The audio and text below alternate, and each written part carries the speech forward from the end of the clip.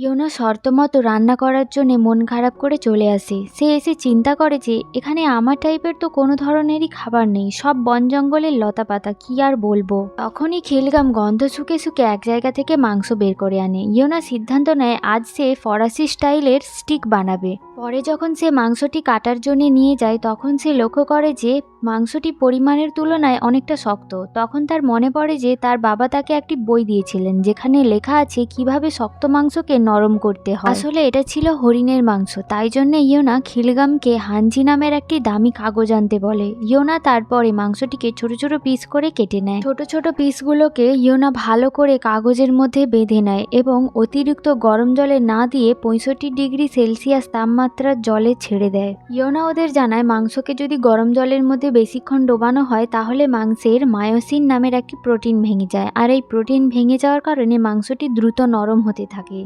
পরে ইয়োনা যখন তাদেরকে মাংসটি কেটে দেখায়, যেটা দেখে তারা ইয়োনার খুব প্রশংসা করতে থাকে। এদিকে আমরা ইন বংশের বাবা আর ছেলেকে দেখি। তাদেরকে যখন চা এবং স্ন্যাক্স দেওয়া হয় তারা রেগে যায়। তখন কুসিনজোর কাকার আদেশে ইয়োনার রান্না করা সেই মাংস ওদের দেওয়া হয়। তখন এত অল্প মাংসের টুকরো দেখে তারা আরো রেগে অস্থির হয়ে যায়। তখন ওই বাবা ছেলের মধ্যে ওর বাবা জানায় যে তুমি কি আমাদের ভিক্ষুক ভেবেছো নাকি এই রাজ্যের সমস্ত খাবার শেষ হয়ে গিয়েছে। সাথে সাথে ইয়োনা ও বাকি সবাইকে ধরে আনা হয়। ইয়োনা লক্ষ্য করে যে এখনো পর্যন্ত ওরা কোনো খাবারই টেস্ট করেনি।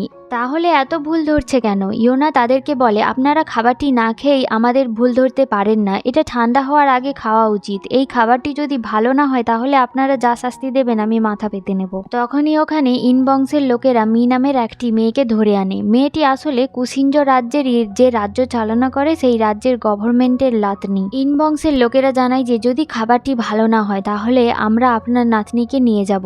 এরপরে তারা খাবারটিকে টেস্ট করে। খাবারটি খাওয়ার পরেই তারা দুজনেই হারিয়ে যায়। ওরা ভাবতে থাকে এই খাবার কি দিয়ে বানানো, আমি তো এর আগে কখনোই এরকম খাবার খাইনি। কিন্তু তারপরেও ইন বংশের লোকেরা এই খাবারের নামে দুর্নাম করে যে এই খাবারে কোনো ধরনের প্রাকৃতিক ছোঁয়া নেই, এ কিরকম ধরনের খাবার, কিছুই তো দেখতে পাইনি। তখন গভর্নর এক পিস মাংস টেস্ট করে দেখে এবং সেটা আসলেই খেতে খুব সুস্বাদু হয়েছে। আমি কোনোদিন এরকম মাংস খাইনি, তুমি মিথ্যে কথা বলছো কেন, যাতে তুমি আমার নাতনিকে এখান থেকে নিয়ে যেতে পারো। এটা বলে গভর্নর তার তলোয়ারিটা বের করে ওদের মারতে যাওয়ার জন্য। তখনই উন বলে যে আপনি কি পাগল হয়ে গিয়েছেন নাকি। তারপরে উন ওদের মন রাখার জন্য রাধুনিকে হত্যা করার আদেশ দেয়। তারপরে শুধুমাত্র ইয়োনাকেই মারার জন্য ধরে নিয়ে যায়। ইয়োনা বারবার বলে যে এরকম ড্রামা কেন হচ্ছে, এই শয়তানগুলো মিথ্যে কথা বলছে। তখনই পাশ দিয়ে কেউ একজন বলে ওঠে থেমে যাও, আর আমরা দেখি যে ওখান থেকে রাজা কুসিনজো আসছে, যাকে দেখা মাত্র ইয়োনা তাকে সম্মান করে। আর এখানে ইমরা আগে ভেবেছিল যে কুসিনজো হয়তো মারা গিয়েছে।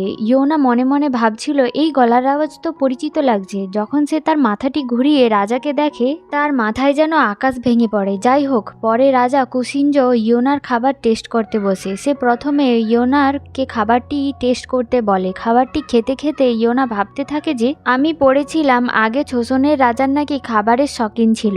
এই রাজার খাবার টেস্ট করার অপরিসীম দক্ষতা রয়েছে। আমি আশা করি রাজার এই বৈদমাইশটার মতনই বলবে না যে এই খাবারের মধ্যে কোনো প্রাকৃতিক ছোঁয়া নেই। তারপরে কুসিনজো যখন সেটা মুখে দেয় দেখা যায় যে স্বাদে তার লোমগুলো দাঁড়িয়ে যায়। সে মনে মনে ভাবে একটা মাংস কিভাবে এতটা নরম হতে পারে। রাজা মাংসটি খাওয়ার পর এতটাই আনন্দিত হয় যে সে আগে কখনো এতটা আনন্দ হয়নি। তখন রাজা ইয়োনাকে জিজ্ঞাসা করে তুমি এত পারফেক্ট ভাবে এই মাংস কিভাবে রান্না করলে। রাজা ইনদের জিজ্ঞাসা করে এই খাবার খেয়ে মনে হলো আমি দীর্ঘদিন পর তৃপ্তি নিয়ে কিছু খেতে পেরেছি। তাহলে বললে কিভাবে যে এই খাবারে কোনো প্রাকৃতিক ছোঁয়া নেই। তারপরে রাজা ইয়োনার দিকে তাকিয়ে ওকে জিজ্ঞাসা করে তোমার বয়স কত, তুমি কি বিয়ে করেছো। ইয়োনা বলে যে আমার বয়স 27 বছর, আমি এখনো আনম্যারিড। যেটা শুনে রাজা জিজ্ঞাসা করে অনম্যারিড আবার কি।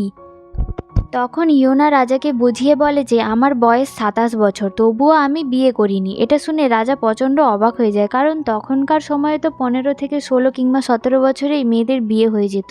এরপরেই রাজা ইয়োনাকে ওখান থেকে বাইরে পাঠিয়ে গভর্নরের নাতনিকে রুমে পাঠাতে বলে। তখনই গভর্নর জানায় যে আপনি এতটা নিষ্ঠুর কিভাবে হতে পারেন, আপনি কি এখনো মেয়েদের মজা মস্তির জন্য ব্যবহার করে থাকেন, দয়া করে আমার নাতনির কথাটি চিন্তা করুন। তখনই রাজা উঠে দাঁড়িয়ে গভর্নরকে জানায় যে তুমি আমার মায়ের মৃত্যুর জন্য জন্য দায়ী, এর বেদনা তোমাকে সারা জীবন বয়ে বেড়াতে হবে। তখনই রাজা তলোয়ার বের করে বাকি সৈন্যদের আদেশ দেয়, এই গভর্নরকে নির্বাসনে দিয়ে দাও, এর অপরাধ হলো এ আমাকে অপমান করে কথা বলেছে। এদিকে আমরা ইয়োনা আর খিলগামকে বন্দি করে রাখতে দেখি। তাদের যা বিচার করা সেটা কাল সকালেই প্রাসাদে হাজির করার পর হবে। তখনই খিলগামকে ইয়োনা বলে যে কবে যে আমায় এখান থেকে ছেড়ে দেওয়া হবে, আমি আমার বাড়ি যেতে পারবো। খিলগাম ইয়োনাকে জিজ্ঞাসা করে তোমার বাড়ি কোথায়। তখন ইয়োনা ওকে জানায় যে আমি প্যারিস থেকে বিমানে করে কোরিয়া ফিরে যাচ্ছিলাম, হঠাৎ আমি একটা রান্নার বই উল্টো পাল্টা করে দেখতে থাকি। তখনই ইয়োনার মনে পড়ে ওই বইটির কথা, ওই বইটি তো তার ব্যাগেই রয়ে গিয়েছে। আর বলে রাখি এই বইটির নামই হচ্ছে মাঙ্গুন রূপ। এদিকে আমরা রাজাকে দেখি বাইরে একা দাঁড়িয়ে থাকতে। তখনই ওর কাছে সংজে আসে। এরপরে ওরা দুজনে বসে কথা বলতে থাকে, যেখানে রাজা ওকে জানায় যে রাধুনী এবং ওর সাথে যে মেয়েটি থাকে তাকে বাদ দিয়ে বাকি সব মেয়েদের ধরে আনা হয়েছে, তাদের সবাইকে ছেড়ে দেওয়া হোক। যেটা শোনার পরে সংজয় জিজ্ঞাসা করে তার মানে কি আপনি গভর্নরের নাতনিকেও নিয়ে যাবেন না? যার উত্তরে রাজা জানায় যে না। যেটাতে সংজয় জিজ্ঞাসা করে এর মানে এটা নয় তো যে আপনার কোনো মেয়ে পছন্দ হচ্ছে না? রাজা জানায় এমনটা না, আমি এমনটা করতাম যাতে আমি আমার মায়ের মৃত্যুর প্রতিশোধ নিতে পারি, কিন্তু গভর্নরের নাতনির জন্য আমি এটা বুঝতে পেরেছি যে আমার ওকে শাস্তি দেওয়া উচিত, আর যেটা করার পর আমি শান্তি পেয়ে গিয়েছি। এদিকে আমরা দেখি ইয়োনাদের কাছে এসে ওদের খাবার দিয়ে ওখান থেকে মুক্ত করে পাঠিয়ে দেয়। যাওয়ার সময় ইয়োনা এটা বুঝতে পারে যে উনের সাথে রাজার কোনো বিষয় নিয়ে দ্বন্দ্ব রয়েছে। ইয়োনা যাবার সময় জানায় যে চিন্তা করবেন না, রাজা নিজের প্রাপ্য শাস্তি অবশ্যই পাবে। এদিকে ওরা যে কারাগার থেকে পালিয়ে গিয়েছে এই খবরটা রাজার কাছে পৌঁছে যায়। যাওয়ার সময় ওরা দুজনে কথা বলছিল। ইয়োনা খিলগামকে জিজ্ঞাসা করে তুমি কি একা থাকো, তোমার বাবা মা কোথায়? খিলগাম জানায় আমার বাবা মিথ্যা অভিযোগে হানিতে গ্রেপ্তার হয়েছে, কিন্তু আমি এখনো জানি না আমার বাবা বেঁচে আছে কিনা। আমার মা ওনাকে খোঁজার জন্য গিয়েছিলেন, কিন্তু সেখানে যাওয়ার পর ডাকাতেরা আমার মাকে মেরে ফেলে। ইয়োনার তারপরে খিলগামকে জিজ্ঞাসা করে তুমি কি আমার সাথে যাবে 500 বছর পরে? খিলগাম জিজ্ঞাসা করে আমি কি সত্যিই যেতে পারবো? তারপরে দুজনে সেই পাহাড়ে পৌঁছে যায় এবং ওখানে চারিদিকে ব্যাগটিকে খুঁজতে থাকে। আর ওখানে তখন রাজা পৌঁছে যায়। রাজা তাদেরকে ধরে ফেলে এবং ওদেরকে জিজ্ঞাসা করে যে তুমি কি এই ব্যাগটির জন্য জেল থেকে পালিয়ে এসেছো? তখন রাজা তার সৈন্যকে দিয়ে ব্যাগটি গুড়িয়ে আনে এবং ব্যাগটি হাতে নিয়ে ওকে জিজ্ঞাসা করে তুমি কি এটাই খুঁজছিলে? ইয়োনা তো খুশি হয়ে জানায় যে হ্যাঁ আমি এই ব্যাগটিই খুঁজছিলাম, এবং খুশি হয়ে রাজাকে অনেক অনেক ধন্যবাদ দিয়ে যখনই ব্যাগটি সে নিতে যাবে রাজা ব্যাগটিকে নিয়ে পাহাড় থেকে নিচে ফেলে দেয়। আর ইয়োনা তো অবাক হয়ে দেখতে থাকে। তখন রাজা ওকে জানায় যে এবার তোমার পালানোর সমস্ত ধরনের রাস্তা বন্ধ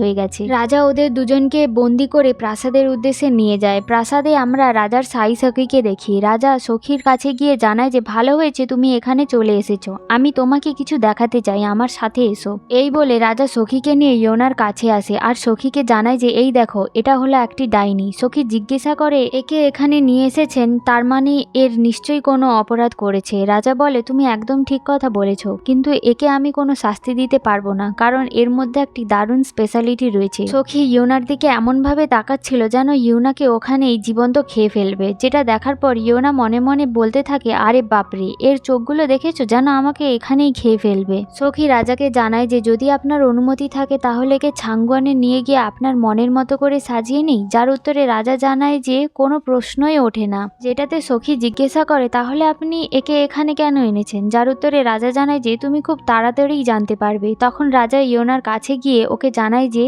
যখন সময় আসবে তখন তুমি আমার কাছে নিজের জীবনের জন্য ভিক্ষা করবে। আর এখানেই আমাদের এই এপিসোডটি শেষ হয়। Thank you. ভিডিওটি ভালো লাগলে অবশ্যই লাইক, কমেন্ট আর সাবস্ক্রাইব করে দিও। অনেকেই আছেন যারা আমাদের চ্যানেলের ভিডিওগুলো দেখেন কিন্তু সাবস্ক্রাইব করেননি, প্লিজ সাবস্ক্রাইব করে নিও। Thank you.